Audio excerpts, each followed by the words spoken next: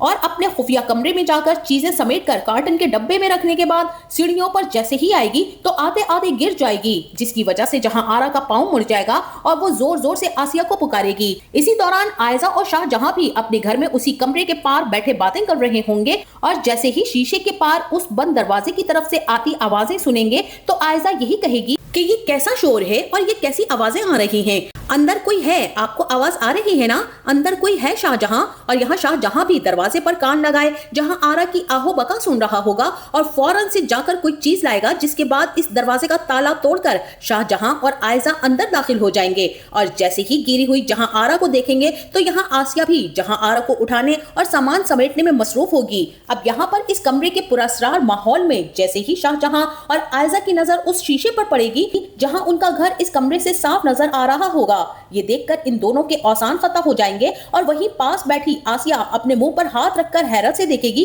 कि ये राज भी इन पर फाश हो गया है, क्योंकि यहाँ पर जहां आरा तो अपने इस राज को खुद ही बता चुकी थी कि वो शीशे के उस पार बैठकर सारा तमाशा देखती है, लेकिन ये बात बताते बताते वो बेहोश हो जाती है। उस वक्त तो शाहजहां को ये बात समझ ही नहीं आई थी, वो तो जहां आरा की दिमागी हालत को खराब ही समझ रहा था और अब अपनी आंखों के सामने ये सारी हकीकत देखकर न सिर्फ आयजा को बल्कि शाहजहां को भी जहां आरा से सख्त नफरत हो जाएगी।